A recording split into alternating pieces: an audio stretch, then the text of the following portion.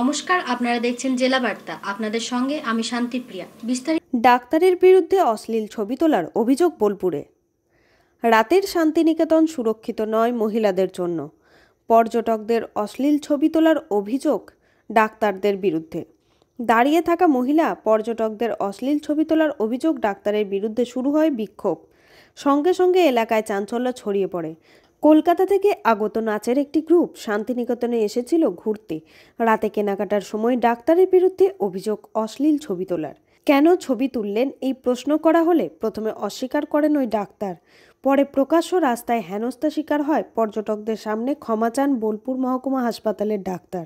এটাই তো উনি বলছেন না, উনি কনস্ট্যান্ট হসপিটাল হয়ে বলে যাচ্ছেন, উনি কনস্ট্যান্ট হসপিটাল হয়ে। আপনি চুপ করুন। যাওয়ার সময় আসার সময় আমি অপরিচিত মহিলাদের ছবি তুলেছি, এটা আমার অন্যায় হয়েছে, তার জন্য ক্ষমা স্বীকার করছি। সবার কাছে ক্ষমা চাই। ফটো তুলেছেন? এক সেকেন্ড অপরিচিত মহিলাদের ফটো তুলেছি। কি ফটো সেটা বলুন, সেটা কিসের পিঠের ফটো তুলেছি। হ্যাঁ,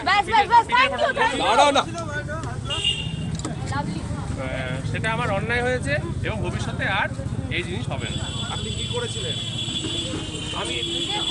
উনি কন্টিনিউ বলে যাচ্ছে, উনি বলছে আমি বললাম আপনার পেশেন্টের সাথে আপনি এইভাবে করেন, আপনার পেশেন্টরা সেটা জানে। উনি বলছেন মানুষের ব্যবহারটা হচ্ছে মেয়ে, ভুল হয়েছে। কাজী আমিরুল ইসলামের রিপোর্ট, ভয় টিভি, বোলপুর। নিয়ে নিচ্ছে একটি ছোট্ট বিরতি। ফিরে আসছি বিরতির পর। সঙ্গে থাকুন ভয়ের সঙ্গে নির্ভয়ে। সিউড়িতে অত্যাধুনিক চিকিৎসা পরিষেবা নিয়ে এলো সৃজন পলিক্লিনিক।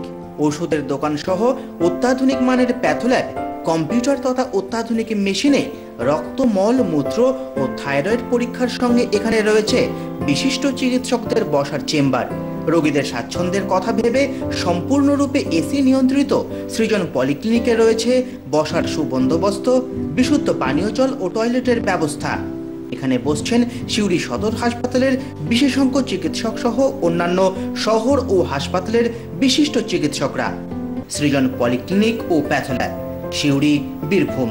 সিউড়ি সদর হাসপাতালের পাশে ফাঁড়ি ঘরের উল্টো দিকে। Mobile number 8373071019, 9474437713, 9434326822। ফিরে এলাম বিরতির পর।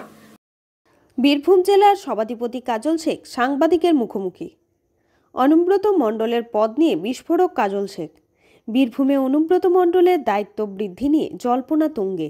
তিনি নিজেকে জেলা কোর কমিটির চেয়ারম্যান ও বিভিন্ন অঞ্চলের পর্যবেক্ষক দাবি করলেও তৃণমূল নেতৃত্ব তা লিখিতভাবে স্বীকার করেননি দাবি কাজল শেখের।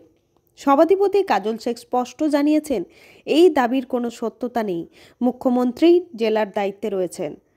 দেখুন, তৃণমূল কংগ্রেসের জন্ম লগ্ন থেকে আমি দলটা করছি, তার প্রমাণ আপনি নানুর থানা, বোলপুর থানা, মঙ্গলপুর থানা যাবেন, সেখানে থানার এফআইআর লিস্টগুলো খুঁজবেন, পেয়ে যাবেন যে 1 নম্বরে বামফ্রন্ট এগেন্স্ট লড়াই থেকে করেছে বা কারা করেছে।